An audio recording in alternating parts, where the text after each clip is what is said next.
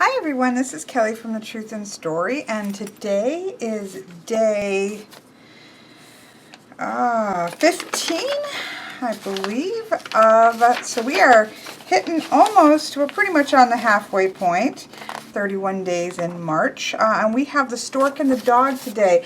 But before we get into that, I'm going to use this gorgeous Victorian Gothic Lenormand. I haven't used it yet because, let me turn this top light off. That puts quite the glare. There we go. I haven't used this yet because it's not traditional. It's quite dark. It kind of goes against everything that I have said is good about a Lenormand deck at the beginning phases. But it's just so gorgeous, and I have to, I'm trying to use a variety of cards, and so I'm going to go ahead and use it anyways. I think it can also show why this may not be the best deck if you're just starting out. But once you get real comfortable, you can certainly use any deck and feel, because again, it's got the name and the number on it.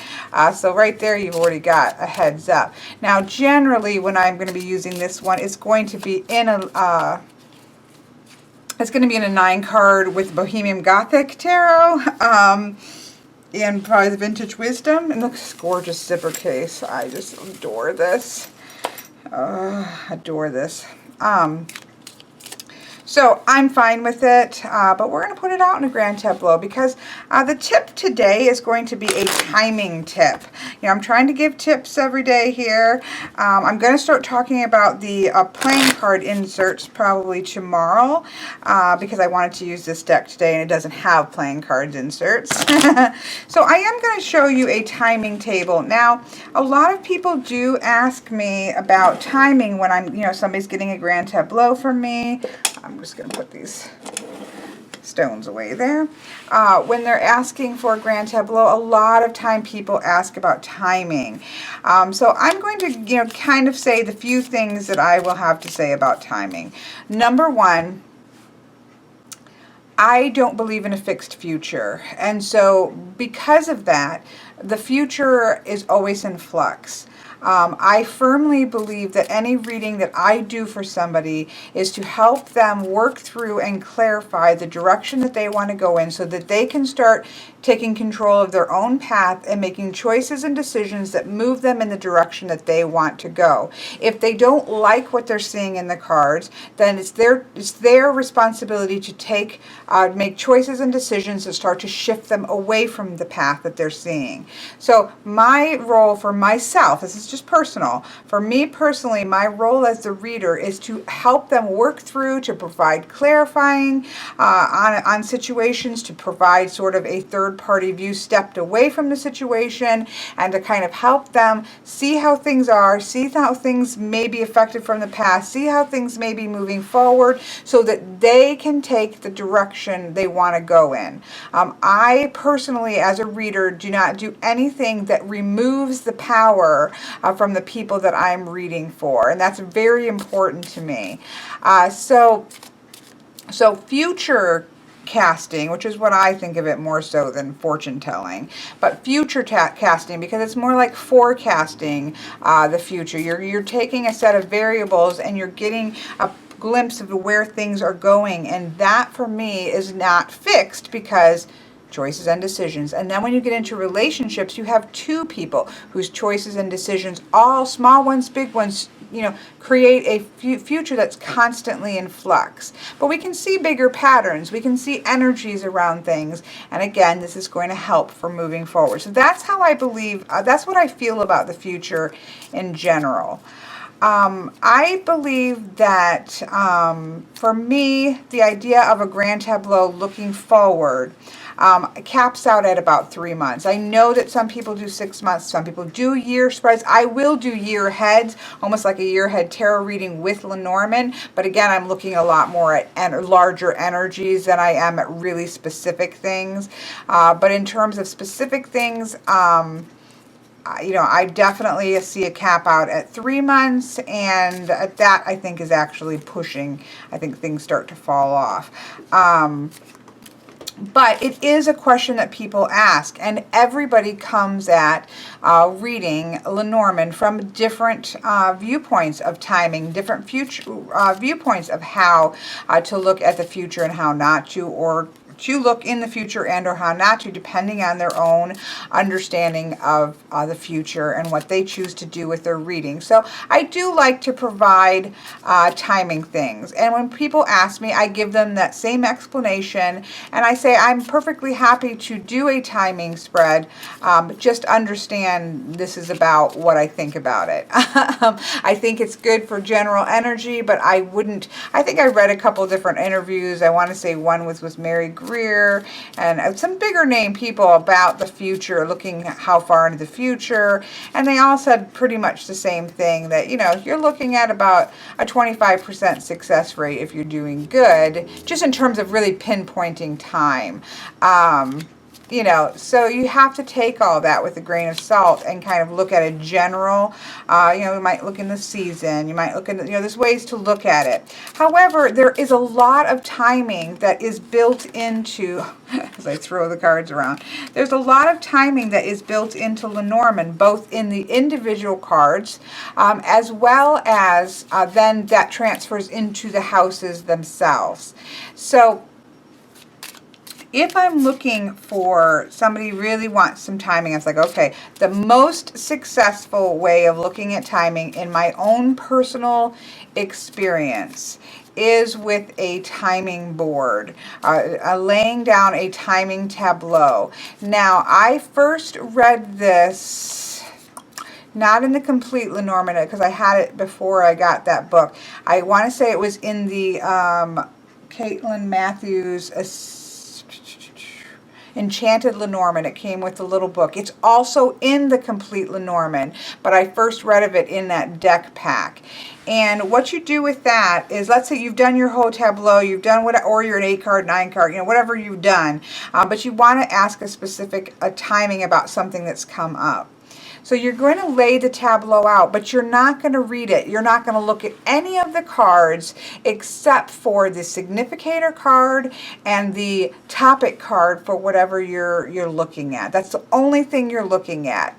And so you do not say, oh my goodness, over here I see this coffin next to such and such. No, this is not a reading tableau. This is simply timing. So let's say a customer has asked me a question about work. So we've done some work about their work situation, looking for a job, and they want to kind of get an idea around when they could expect these energies to come into play after what we've already looked at. So what you would do is shuffle your deck up. And I guess obviously I don't really need to do this because I don't have a work issue. But you'd shuffle your deck up just like normal. You split your deck just like normal. You might look at the bottoms and see we have the Tower and a Coffin, which would be kind of good in a sense. I was going to say at first isn't great, but it is, because the Tower is kind of step back and retreat, and that's coming to an end. So that actually would be good energy for that, perhaps. But you might look to that for that. And then you're going to go ahead and you're going to lay out your grand tableau. So 1, 2, 3, 4, 5, 6, 7, 8, 9. And we'll go ahead and use the man in this situation. I always generally use the woman significator for testing. I guess because I do read for men, but I would say the majority would be women. Okay, see, this is how my grand tableaus fit, which is very tightly with regular ones, but they do fit. Okay, so then I'm going to go ahead and finish, but I'm also looking for the anchor. So technically we could stop here, but I want to show you something, so I'm going to go ahead and lay the whole tableau, because here's the anchor and here's our man card. So this is really all we need to see just in terms of that kind of timing, but I want to show you something else that I do look at. So generally when I'm doing a timing tableau, I will lay out the all of the cards, even though I'm only looking for the 2, and even though they show up in the beginning, and you'll see why in just a second.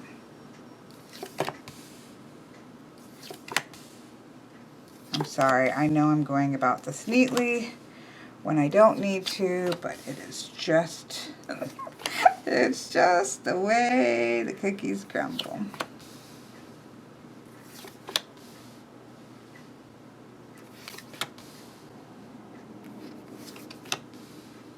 You can see that is quite the tight fit in lens, but they do all fit on here.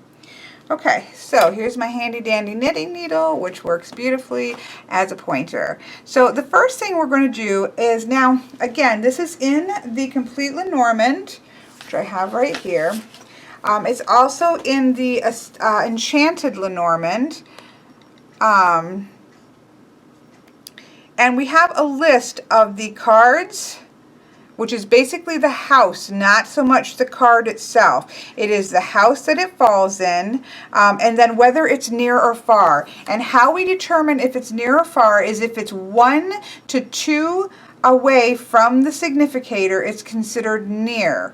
If it's 3 or more, then it's considered far. So for example, if we were talking about, say, the heart card, that's actually, well, I guess if we went diagonal, that could be 2. Let's find the different significator. Let's say we were looking at the they wanted to take, they were waiting for a letter to come and they wanted to see. That's more than 3 away, and so that would be considered far. Even with the lady, she would be considered far away. The book, if it was talking about school issues or training issues, that's pretty far. That would be considered far.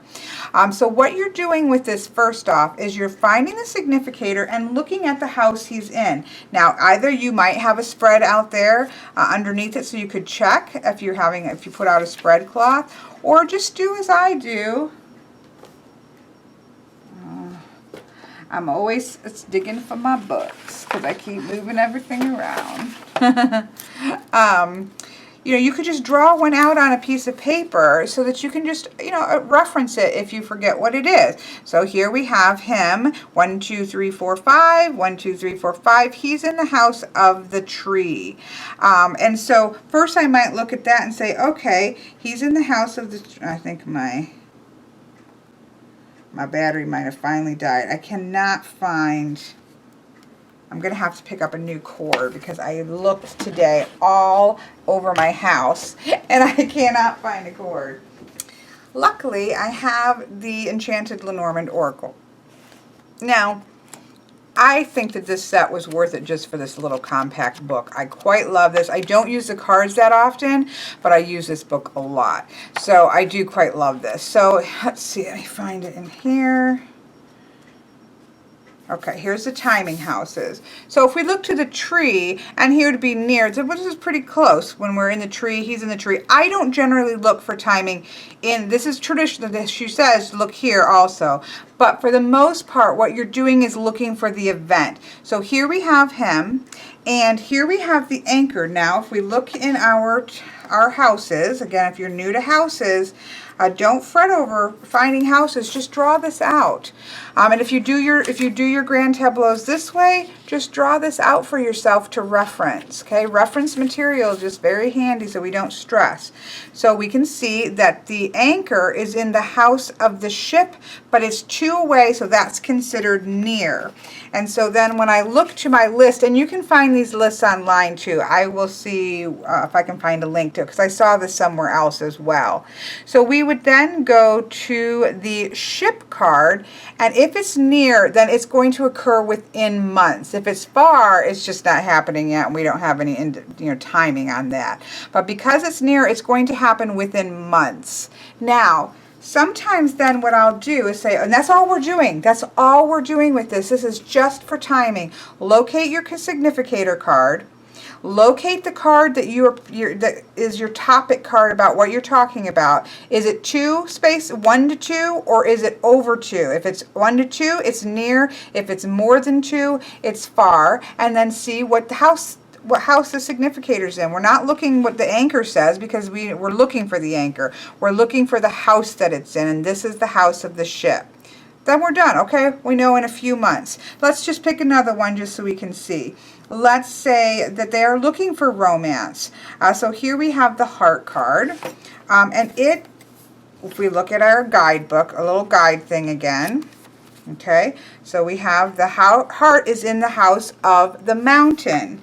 And so if we go back to our timing, the mountain, if it's near, it's in the coming month.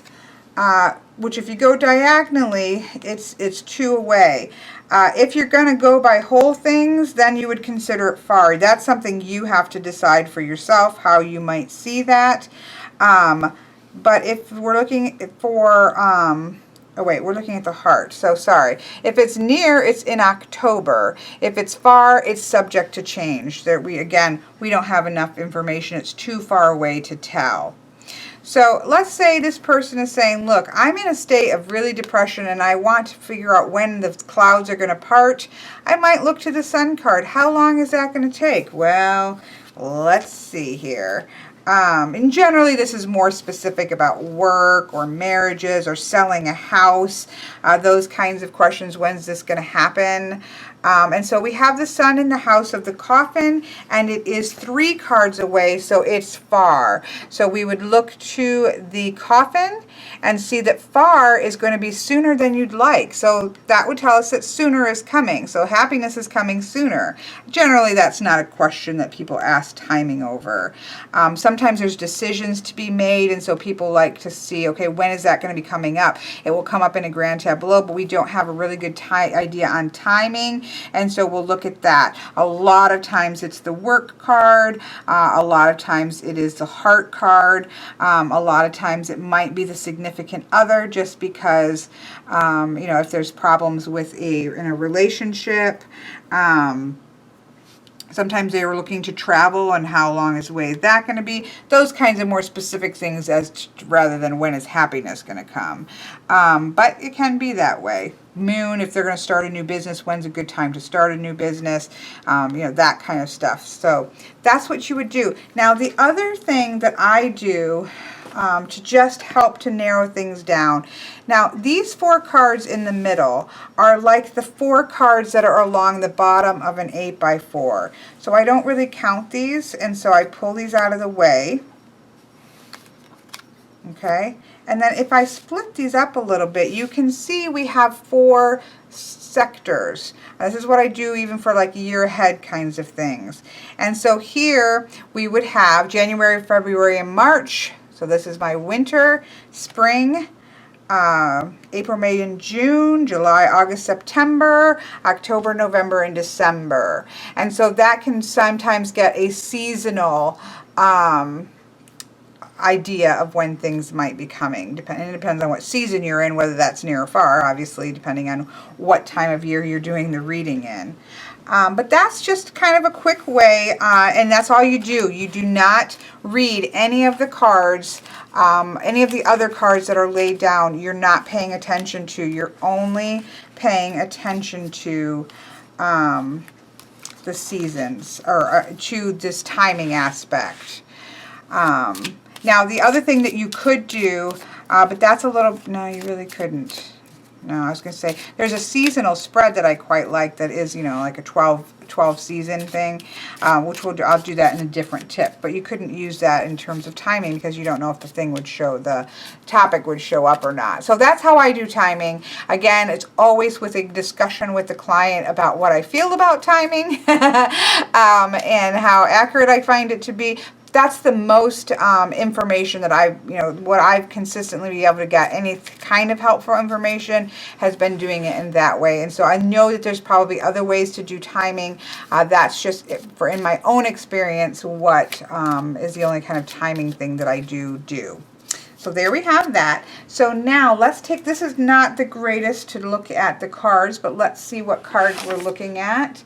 We are looking today at the Stork and the Dog. Yeah, so you can't even hardly see that. It's an awesome card. I adore this card. So here we have a very creepy dog, but dog's a good thing. Dog's about loyalty. Let's see what the Stork is. I haven't really got to work with this because, you know, I got it just at the beginning of Lenormarch from Miss Maureen. And, you know, I've been trying to do ones that were, you know, more obvious for beginners. And so I haven't really worked with it too much. So we have Stork that is nesting here in front of a creepy house. All right, so these are not probably the best examples in terms of being able to see them. Oops, I'm going to have to get that before Miss Isabel. So we'll also get a copy here. So here we have Storks. Actually, it should go this way, right? 17 and 18. Here we have Storks. And here we have the Dog. Quite different cards, aren't they? But I adore these. And again, I'll mostly be using these in 8 cards for my 3 voices readings. And they're going to be absolutely stunning for... with my Bohemian Gothic Tarot. Alrighty, let's take a look at the keywords that you have for in the handout if you're new. The Stork. So the Stork is positive change, movement, and transition. And the Dog is about friendship, friends, loyalty, and reliable. The things you think about, this is the man's best friend kind of feeling with a dog. But the Stork is about positive change and movement. It's about transition. When we look into our chart here, the Stork is in positive neutral as well as the Dog. So it's kind of neutral because it can just represent a friend, and then other cards around us might be telling us something about the friend. And same thing with this. Its nature is to be positive neutral, but if there's something that's really dark near it, it may take some of the positiveness away from that change, that positive change that is happening. So that's kind of how it's labeled energetically. Now, if we look at, you know, there's a lot. So I just want to give you an example. This is with again, the Enchanted Lenormand's guidebook, which again, I quite love. It has 2 pages for each of the cards, and I quite like it. If you look, see, this is keywords right here for this. Change, migration, nesting, caring, fostering, adoption, birth, starting, moving, nomadic, travel, improvements, migration, holiday plans, impulse, evolving, ameliorate, transformation, relocation, flexibility, embryonic plans, impulse, I did that, in vitro treatment.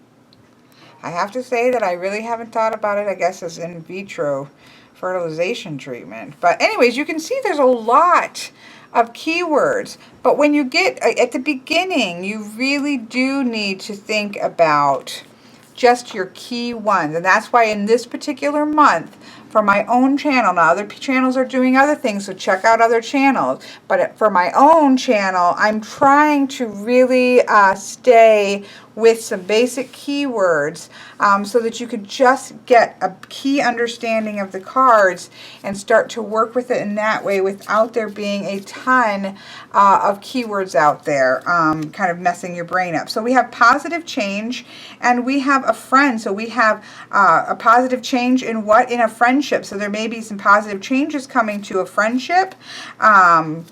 You know, a friendship that is moving forward. So if we have friendship here, a friendship is moving, it's changing, same sort of thing. We have that idea of a changing friendship, right? But it's changing in a positive way. And the question that we decided, or I decided, is how do you approach new friendships? Are you guarded, or is everyone your best friend? And what are you looking for out of a friendship? I'm actually quite guarded in the topic of friendships. Traditionally, I'm a lot better now than I used to be. I tend to have a lot of bubble space around. I know that's so shocking to know this, but I tend to, by nature, have a well, I guess it's not by nature. I will say in high school I was quite bubbly. I was the, you know, cheerleader, in band, I was in drama and in plays and, you know, all that kind of stuff, and I was quite bubbly and outgoing. Once Michael was born, people have a hard time sticking around and being friends in that kind of very difficult situation. And so I quickly learned, I think, to be self-sufficient, and that it was better to not rely on people because it was asking too much of people to stay in it for the long haul. There were a couple examples of people that were absolutely amazing and were absolutely in it for the long haul, but that was, quite a small number, and that was a little bit later on in Michael's journey that I found that.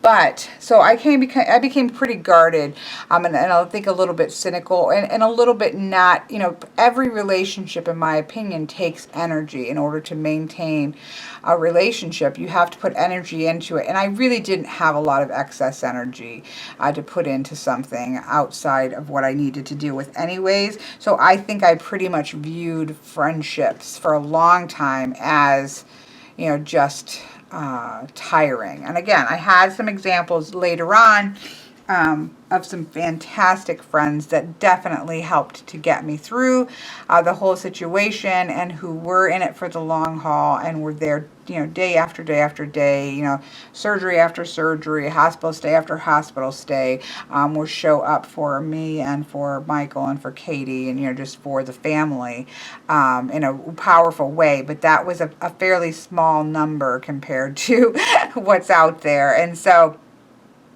the kids had a hard time with that. The kids had, could see that themselves. And so they really struggled with that, that understanding that when you're in a really difficult long-term situation, that it's very hard for people to stick around. And I think that causes a bit of, distrust and kind of disappointment, I think, in people. And that's why Katie, she, when on the anniversary of Michael's death, when everybody was lighting candles and we're leaving all those messages, and she said it was, to her, it restored for her. And so people all over the world, like, she was watching my Instagram, she was watching the comments on the YouTube video, that I had put up the video of snapshots of Michael and things like that, and she was watching the comments roll in, and the comments on Instagram, and the pictures of candles. And for Katie, that was a very healing experience, and she even said that it restored a little bit of her faith in humanity, to be there across space, and to, not really even know somebody, like, to physically be able to know Michael, and yet to be able to stand there and hold space for her and for me and for Michael. That really impacted her quite powerfully, and in a positive way. And so I, will forever be thankful for you all for giving her that experience. So I would say I was actually quite guarded in terms of really a friendship, in terms of opening up. And I'm still that way. I mean, I have people that I enjoy to be around, and I enjoy touching bases with, and these kinds of things. But I do have a hard time with any kind of soul bearing. It's just can be difficult for me. But what is that? And I lost the question. So that was, what am I looking for? In a friendship, the main thing I will say, because of, I guess, past experiences, the main thing I'm looking at in a friendship is a balance. I think that the friendships that really work, that they're a balance of energy exchange. You know how I am. Everything for me comes back to energy exchange.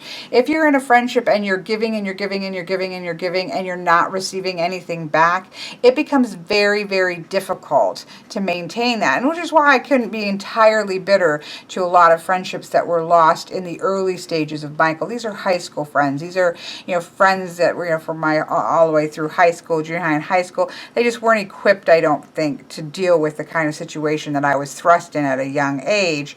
And I don't have, now maybe at the time I did, but I don't have any bitter feelings about that, because I think that that's a really hard situation for somebody that's not quite fully mature yet to deal with. And number two, too, the idea of energy exchange. Like, I simply didn't have any energy to give back into the friendship, so they were carrying the load. And so, you know, I can understand that dynamic as a grown adult now, and say, okay, I understand that, and cannot have bitterness about it, because I do think that when you're in imbalance, now that doesn't mean that sometimes you know, your friend, that's what your friend's for. So sometimes the one's up and it's got, you know, needs to have a little bit of extra energy exchange, and so you do that. And then sometimes you're having issues and the other person's got to be there to be the support. But overall, in the scope of the friendship, there has to be that sort of give and take in the relationship, or it becomes very draining on one person. And so I think that key for me is that idea that both people are kind of getting something out of the relationship, and there is that equal exchange of energy, differing times, but there's that equal exchange of energy.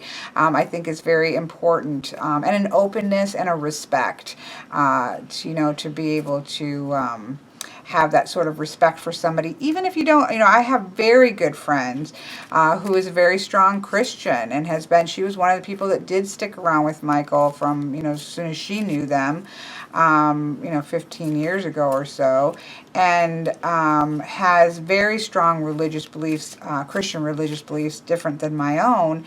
And that does, as long as everybody's being respectful to everybody, that doesn't even have to matter. So I don't even talking about that we have to have mutually identical beliefs, but that we respect the other person, and that we are open and listening to the other person. And that is where the importance comes in. So that idea of a balanced energy exchange, and then just a respect for the other person, I think is really key for me. And trust. I have to trust somebody before I can really just kind of open up. So there you go. Positive movements forward in friendship. I have definitely taken leaps forward in friendships.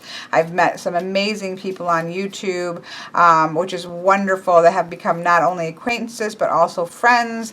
And so that is an amazing experience, and has certainly taught me things about friendship. So there we have it. Another look at Lenormand from these two wonderful cards that we have, and also a quick look at how you might do a timing grand tableau. So I hope that you've enjoyed this, and I look forward to seeing you tomorrow.